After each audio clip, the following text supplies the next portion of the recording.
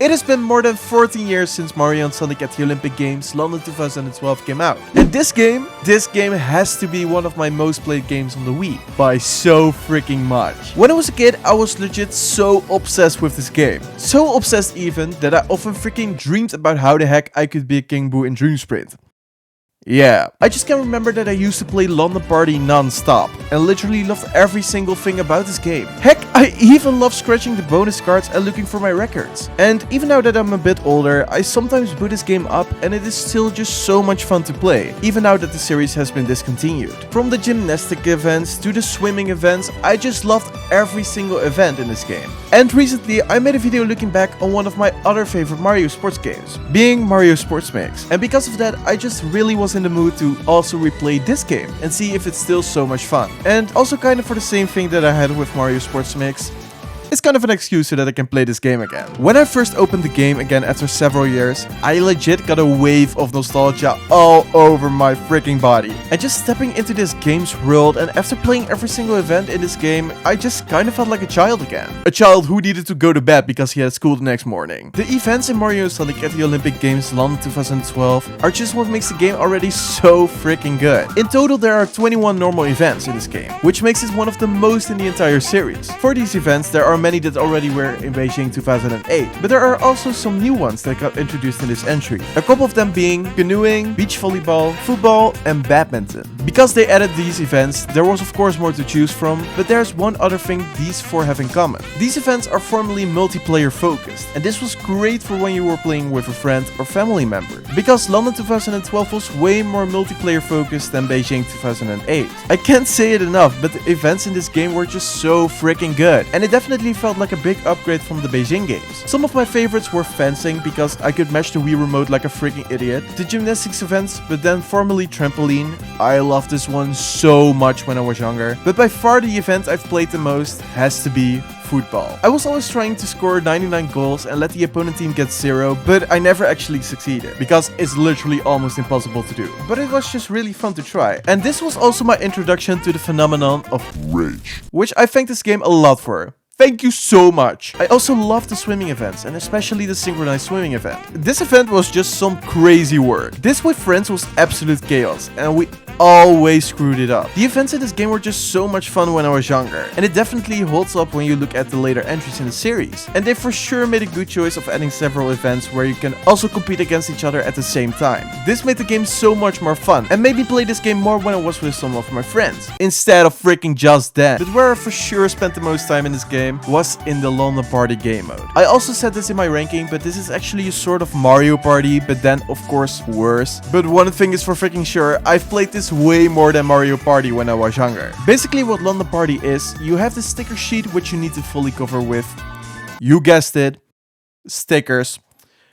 Applause. Every round you walk in this part of London and you need to talk to someone who organizes an event. This can be a normal event, but this can also be a minigame. For example, a trivia quiz about the real Olympic Games, which was always just me guessing because I don't freaking know these facts, or about the characters of the Mario and Sonic games. But there were also other minigames like side-scrollers and games that you play in the map area, like collecting coins. On each sticker sheet there are a couple of question marks, and by placing a sticker on these question marks, the following effects can occur. You could get a bonus sticker, a Dark Chow adds another question mark, a random sticker will be copied, one of the opponents will lose a sticker, Kamek will erase 1 or 2 rows from an opponent's sticker sheet, 2 players' current pages will be swapped by Boo, and I can freaking tell you, this is literally a game changer. Or lastly, Omo Chow appears and gives a sticker to one of the opponents. After a couple of minigames you will hear the big band, and that signifies that a normal event is going to begin. In these events you really wanted to be first, because you would get 5 stickers instead of only 1. But by far the thing I can remember the most about London Party were the bosses. Sometimes after placing stickers on your sticker sheets, you would get freaking jump scared that there was a boss. You then needed to talk to them in the map area, but you needed to be so freaking fast, because the CPU also could start another event, which happened sometimes when I was younger and I was pissed off. The one I can remember the most by freaking far was the King Boo boss in Dream Sprint. When I was younger, I just didn't get the Dream Sprint event.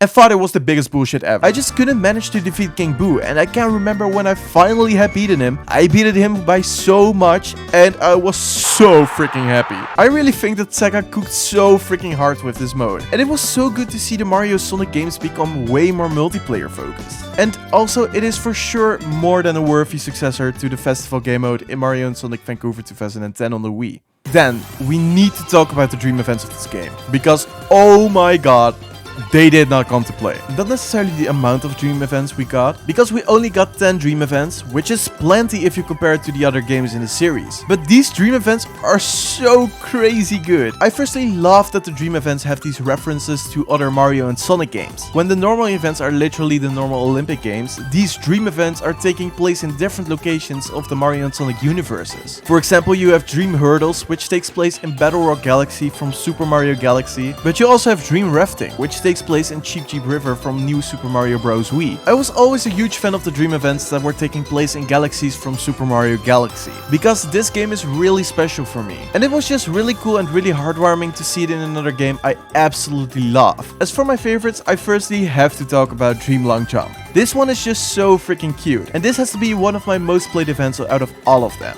But by far the one I played the most, I think the underdog if you see all these dream events, is Dream Trampoline. I played the heck out of Dream Trampoline. Whenever I played this game, the first event I will play was most of the times Dream Trampoline, and the last event I will play was also most of the times Dream Trampoline. Because I was legit so good at this event, and I just really found it fun to press the buttons on my Wii remote as fast as possible. But after replaying it, I kinda like it less because I think I'm washed. Another dream event I really want to give the spotlight is the Dream Discus event. When I was younger, I despised the living shit out of this event, because I was just so bad at dodging everything, and when I did eventually have a somewhat good turn, I would always screw it up at the end of this event. But now that I'm older and know my gaming skills aren't the best, I really like this event. It is also just really crazy to me how not only this game but formerly the dream events just really look decent if you see it right now. Of course, it is a Wii game and so it has its limitations, but it really doesn't look bad in my eyes. But to come back to the dream events, I personally think I have most of my precious memories of this game thanks to the addition of these dream events. They are so good. Then I just really also wanted to discuss the 3DS version of Mario and Sonic at the Olympic Games London 2012. Since I already dived in the Wii version, and the only thing I can say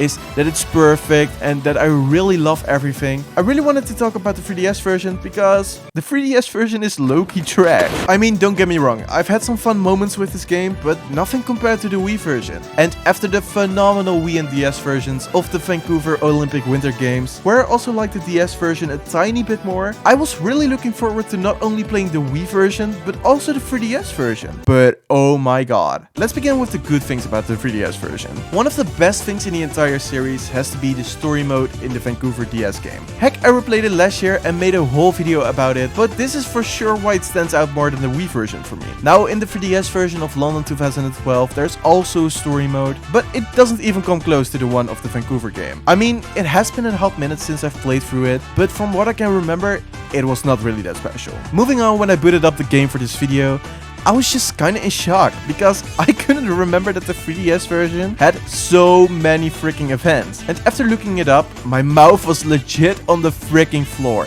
What do you mean 57 events? They've got weightlifting, taekwondo, sailing, BMX, a whole ass marathon, and by far my freaking favorite, 25 meters rapid fire pistol, baby. I honestly just only wanted to shit on this game, but they've done way too many events for what you actually think if you see the price point. And of course, some of them are likely made in a day, but goddamn the dedication. Now, the only thing I quite disliked about the fact that there are so many events is that it kind of feels like mini-games from, for example, Mario Party. And now, of course, you have, for example, the 100 meters, which literally takes a bit more than 10 seconds. But for example, my most played event, football, was on the Wii a real tournament. And in the 3DS version, it is only the penalties. So this game maybe has has way more events than the other entries in the series, but there are way more that felt unfinished or rather small if you compare it to the other events. But now that we have the amount of events out of the way, I can finally talk about the other elephant in the room. This game maybe has the most amount of events and many of them being exclusive to this game, but why in the actual freaking Big Ben hell can you only choose between 4 different characters for each freaking event? If I want to do BMX, for example, I have to choose between the group called Heroes, which includes Mario, Sonic, Luigi and Tails. And if I want to play football, which is my most played event on the Wii, you need to choose between Knuckles, Vector, Bowser and Donkey Kong. It was just no fun that we got restricted to only 4 characters per event. I mean, since the Vancouver games, we got the same character roster over and over again.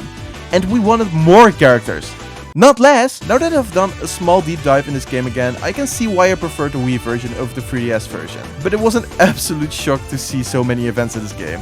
What the hell? I still think London 2012 has to be the best Mario and Sonic at the Olympic Games. Well, the Wii version then. It was so nostalgic to play all these events after a couple of years and playing a few runs of London Party, which was literally part of my daily routine back in the day. I just love this game so much, and of course it's kinda crazy to think that this game is 14 years old. But I'm just super happy and grateful that this game is a huge part of my childhood. Thank you so much for watching this video all the way through the end.